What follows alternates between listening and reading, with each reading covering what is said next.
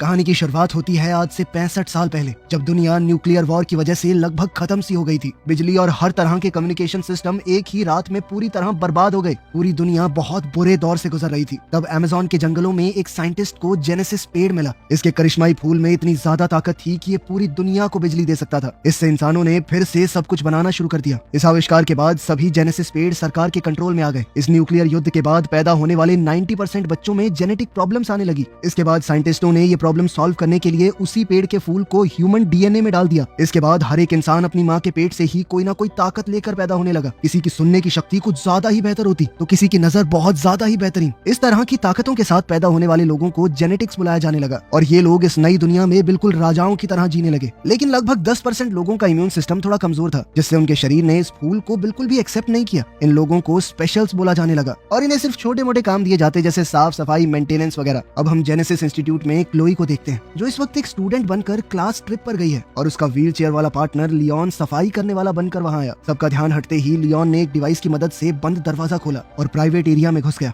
Map check करते ही उसे पता चला कि 2 गार्ड पास में ही खड़े हैं, तो उसने वहां पर एक छोटा चूहे जैसा खिलौना भेजा। गार्ड्स उसके पीछे गए, उसे पकड़ा तो उस चूहे के अंदर से स्लीप गैस निकली, जिससे दोनों गार्ड बेहोश हो गए। लियोन ने उनकी चाबियां ली, वेंटिलेशन सिस्टम तक गया और गैस का टैंक जोड़ दिया, जिसके बाद स्लीपिंग गैस ने पाइप्स के अंदर से जाकर साइंटिस्टों को सुला दिया। फिर उसने मास्क पहना और लैब में घुसने की कोशिश की, पर उसका कोड गलत निकला। उसने क्लोई को कॉल किया और सही कोड लाने को कहा। मेन लॉबी में क्लोई ने कुछ लड़कों को स्पेशल्स के बारे में बोलते सुना कि उन्हें तो मार देना चाहिए। क्लोई ने उनसे झगड़ा शुरू कर दिया। बाकी बच्चे भी उन्हें उकसाने लगे। एक गार्ड भाग कर आया। क्लोई ने बेचारी बनकर गार्ड से मदद मांगी और उसी वक्त उसकी जेब से नोटबुक चुरा ली। नोटबुक में उसे सही कोड मिला जो उसने लियोन को भेज दिया।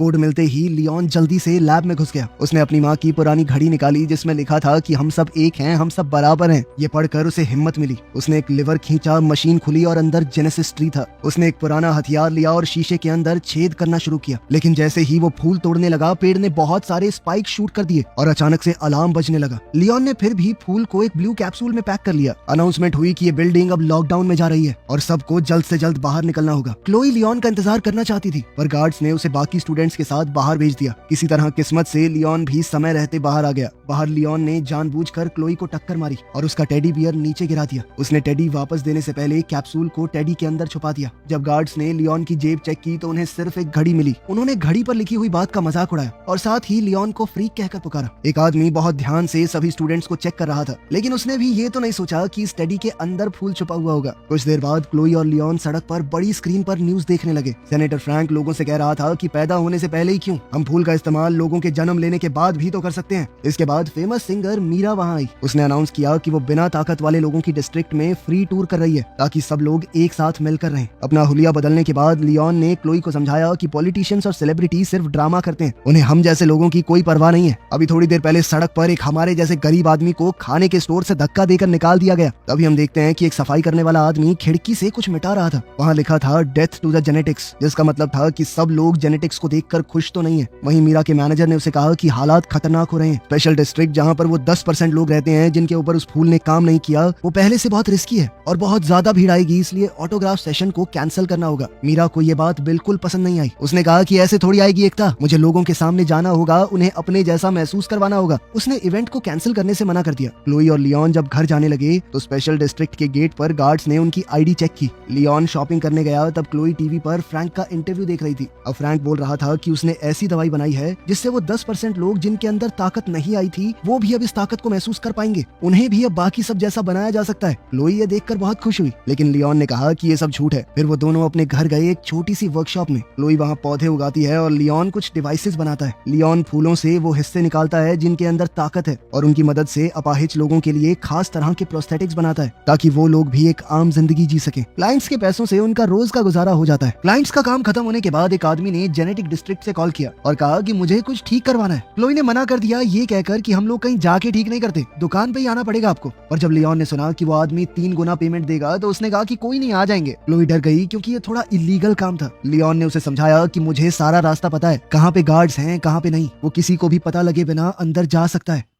अब वो दोनों एक महंगे से रेस्टोरेंट में पहुंचे जहां कुक ने उन्हें पीछे के दरवाजे से अंदर लिया। वो कुक भी उन्हीं की तरह था। उसके पास एक मैकेनिकल सूट था जो उसे चलने में मदद करता है। अपाहिज होने के बाद भी अचानक एंटी जेनेटिक्स नाम की गैंग मेन दरवाजा तोड़कर अंदर घुस गई और उन्होंने बिजली भी काट दी। लियोन ने सूट ठीक करने का काम पूरा किया। कुक ने कहा कि मैं देख कर आता हूँ बिजली कैसे चली गई, साथ ही आपके पैसे भी ले आऊंगा। गैंग ने अब रेस्टोरेंट को तोड़ना शुरू कर दिया और खास शक्तियों वाले इंसानों को मारना भी। कुछ ही मिनटों में बहुत से टेबल्स टूटे पड़े थे और बहुत सारी लाशें जमीन पर थी। फिर गैंग का लीडर दीवार पर कुछ लिखने लगा। इतने में कुक वापस किचन में आया। उसके शरीर पर खून लगा हुआ था। उसने अपनी आखिरी सांसें भरते हुए क्लोई और लियोन को बताया कि बाहर क्या हो रहा है और फिर दम तोड़ दिया। अब क्लोई और लियोन ने भागने की कोशिश की लेकिन पीछे के दरवाजे पर ताला लगा हुआ था। अब उन्हें यहाँ से भागने के लिए कुछ तो दिमाग लगाना पड़ेगा। लियोन ने क्लोई से कहा कि कुक का मैकेनिकल सूट पहनने में मेरी मदद करो। कुछ मिनट बाद दो गैंग वाले किचन में आए। उन्हें सिर्फ मरा हुआ कुक ही दिखाई दिया क्योंकि क्लोई और लियोन छुपकर बैठे थे। वो लोग दीवार पर कुछ लिखते हुए बात कर रहे थे कि कल एक छोटा शो होगा और अगले दिन बहुत बड़ा काम। एक गुंडे ने अपने कुछ आइडिया देने की कोशिश की लेकिन बॉस ने उसे चाकू दिखाकर धमकाया कि प्लान में कोई बदलाव नहीं होगा, ठीक है। एक आदमी ने कागज गिरा दिया और क्लोई ने उसे उठाया। पुलिस की आवाज आई तो गुंडे निकल गए। अचानक लियोन के सूट ने कंट्रोल छोड़ दिया। सूट ने खुद ब खुद उसे खड़ा कर दिया और काउंटर पर फेंक दिया। दोनों आदमी उसके पीछे आए तो लियोन ने बर्तनों और गर्म पानी का इस्तेमाल करके उनसे लड़ाई की। लड़ाई के दौरान बॉस का मास्क हिल गया और उन्हें उसका चेहरा दिख गया। गुंडों ने लियोन को काउंटर पर दबा दिया और क्लोई उसे बचाने कूद पड़ी। फिर लियोन ने गुंडों के ऊपर आटा फेंका और जल्दी से वहाँ से निकलने की सोची। अब वो क्लोई के साथ एग्जिट की तरफ भागने लगा। सूट की ताकत से लियोन ने दरवाजा तोड़ दिया और वो दोनों वहाँ से बाहर निकल गए। बाहर लियोन को सूट में चल पाना बड़ा मुश्किल सा हो गया तो क्लोई उसे संभाल कर एक गली में ले गई। पुलिस की गाड़ियां पास से निकल गई पर उन दोनों को नहीं देख पाई। क्लोई ने हिसाब लगाया कि सूट की टांग थोड़ी टूट सी गई है, इसीलिए वो लियोन को घर तक सहारा देते हुए ले गई। अगले दिन रिपोर्टर्स ने पूरा केस दिखाया और फिर सिक्योरिटी कैमरास के एक फोटो में लियोन और क्लोई भी थे। अब मीडिया बातें फैलाने लगा कि शायद ये भी गैंग के लोग हैं। सारी इन्फॉर्मेशन निकाली गई ताकि पुलिस को भेजी जा सके। स्पेशल फोर्सेस के कैप्टन हजिज ने कहा कि ये बिना खास शक्तियों वाले लोगों का जो एरिया है ना, ये क्राइम का अड्डा बन चुका है। हम जल्द ही स्पेशल डिस्ट्रिक्ट के ऊपर रेड करेंगे। लियोन और क्लोई डर गए क्योंकि उन्होंने उसे पहचान लिया था। दरअसल वो उसी गैंग का लीडर है जिसका चेहरा उन्होंने पिछले दिन लड़ाई में देखा था। क्लोई ने वो कागज खोला और पता चला कि वो मीरा के कॉन्सर्ट का फ्लायर है जिसके अंदर एक छोटा सा मैप बना हुआ है। वो लोग समझ गए कि इस गैंग वाले लोग कॉन्सर्ट पर हमला करेंगे और इस बात के लिए दोषी हम जैसे लोगों को ठहराया जाएगा। लियोन डर कर सामान पैक करने लगा ताकि वो शहर छोड़ दे, पर क्लोई ने कहा कि हमें लोगों को बचाना होगा। सिर्फ हम दोनों हैं जिसे पता है हमला कहाँ होने वाला है। बहुत सारे निर्दोष लोग मरेंगे वहाँ पर, क्या हम ऐसा होने देंगे? इस पर लियोन ने कहा कि एक ऐसा आदमी जिसका नीचे का शरीर चलता नहीं और एक 12 साल की लड़की क्या कर लेंगे? ये सुनकर क्लोई रो पड़ी। उसने कहा कि भैया तुम खुद गर्ज हो, और इतना कहकर भाग गई। लियोन चाहकर भी उसे रोक नहीं पाया। इसके बाद फ्लैशबैक में दिखाया जाता है कि एक जवान लियोन अपने पिता के ऑफिस में घुस गया था अपनी फाइल देखने के लिए। वहाँ उसे पता चला कि वो स्पेशल है। जैसे ही उसके पिता को पता चला कि उसका बेटा एक स्पेशल है, उसके पिता ने उसे वहीं पकड़ लिया। ये सब याद करके और अपनी माँ की घड़ी को देखकर लियोन ने फैसला किया कि उसे कुछ तो करना होगा।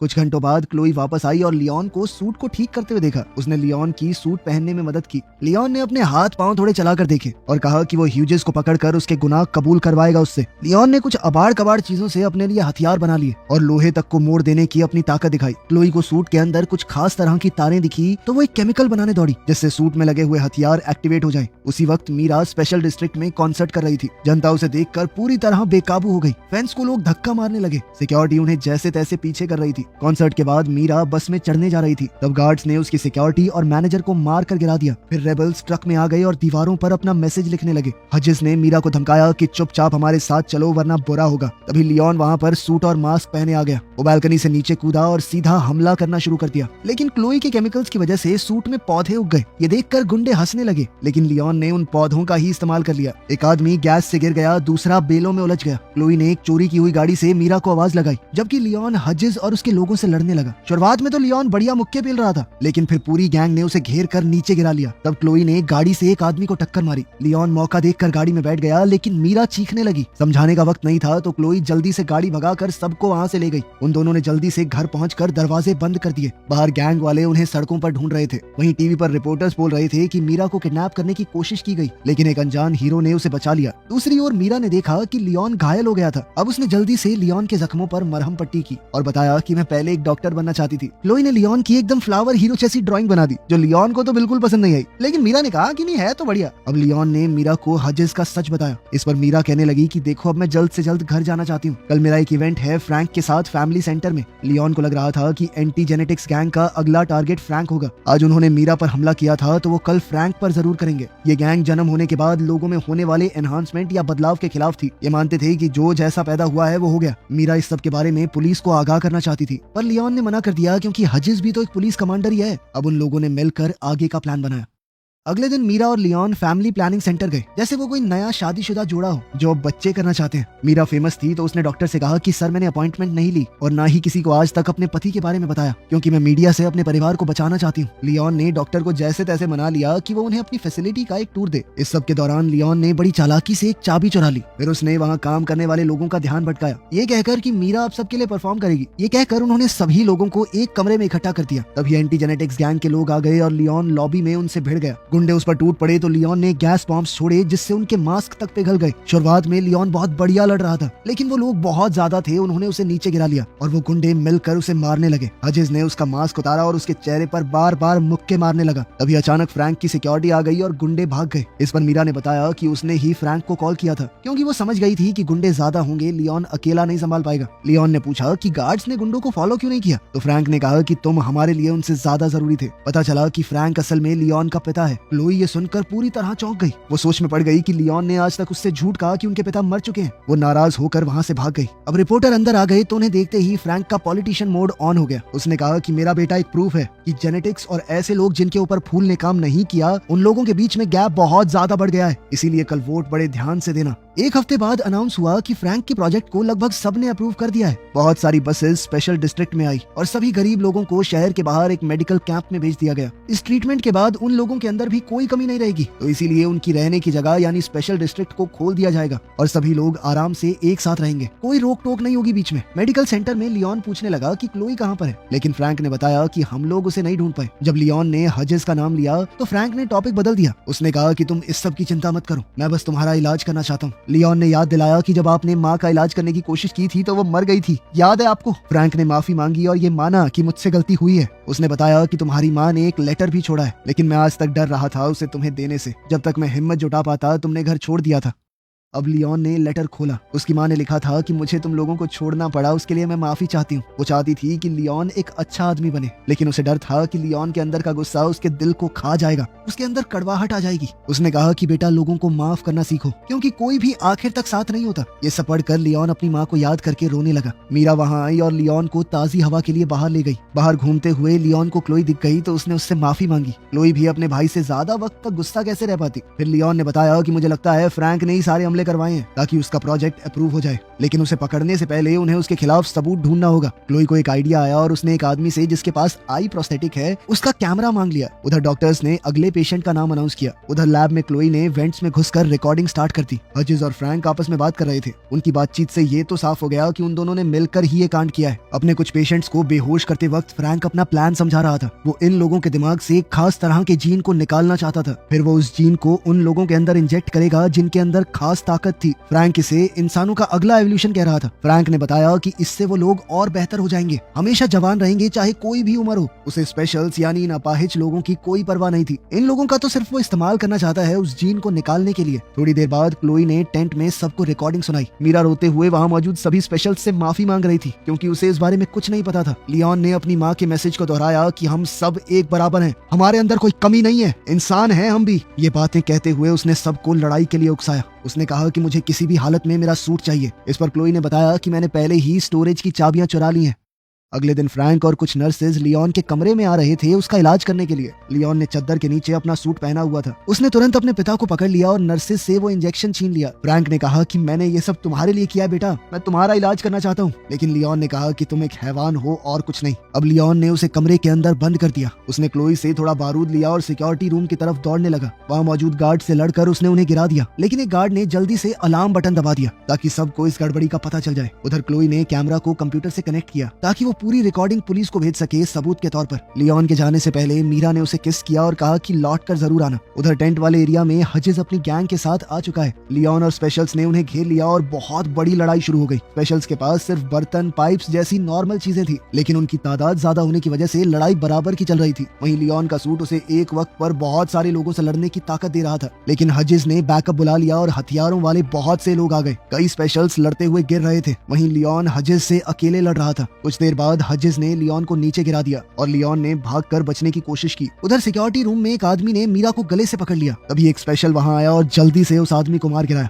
कंप्यूटर ने आखिरकार फुटेज अपलोड कर ही दी और क्लोई ने जल्दी से पुलिस को बुलाया। उधर लैब में लियोन अपनी जान बचाने के लिए रेंग रहा था। हजिज ने पीछे से आकर उसे मारा। अब टेबल्स और कंट्रोल पैनल के बीच में उनकी लड़ाई हो रही थी। लियोन ने जेनेसिस पेड़ की मशीन खोल दी और फिर एक चीज फेंक कर मारी जिससे शीशे के ऊपर क्रैक आ गया। उसकी इस हरकत के बाद तो हजिज ने लियोन को पकड़कर और मारा और उसे मशीनों के ऊपर फेंक दिया। इससे पूरा शीशा ही टूट गया। अब हजिज उसे मारने ही वाला था जब लियोन ने अचानक ही एक फूल तोड़ दिया। अब तक वो जान चुका था कि फूल तोड़ने से पेड़ के अंदर से स्पाइक निकलेंगे। वो हजिज के चेहरे में घुस गए और वो गिर पड़ा। वहीं पुलिस ने आकर फ्रैंक के सारे लोगों को अरेस्ट कर लिया। उन्हें कई सारे सबूत भी मिले। तभी क्लोई और मीरा लियोन को देखने के लिए भाग कर आई और इस बार लियोन ने आगे बढ़कर मीरा को चूम लिया। एक हफ्ते बाद सभी न्यूज चैनल्स फ्रैंक के इस घिनौने प्लान को एक्सपोज कर रहे थे। लोग कह रहे थे कि एक मास्क वाले आदमी ने सबको बचाया है। अफवाह थी कि वो फ्रैंक का बेटा है, लेकिन पुलिस वालों ने इस बात को नकार दिया। फ्रैंक खुद वहाँ से भाग गया था। अब गवर्नमेंट ने भी लोगों को अलग अलग रखने की अपनी पॉलिसी बंद कर दी। अब सब लोगों को आजादी थी, कोई भी कहीं जा सकता था। इस सब के दौरान मीरा का गला डैमेज हो गया था, तो अब वो गा तो नहीं सकती, लेकिन लियोन के साथ अपनी जिंदगी में बहुत खुश है। लेकिन फ्रैंक अभी भी फरार था। कहानी के आखिर में हम उसे देखते हैं कि वो अपने बेटे को दूर से घूर रहा था। वीडियो पसंद आई तो लाइक कर देना, चैनल को सब्सक्राइब कर लेना। मिलते हैं अगली वीडियो में।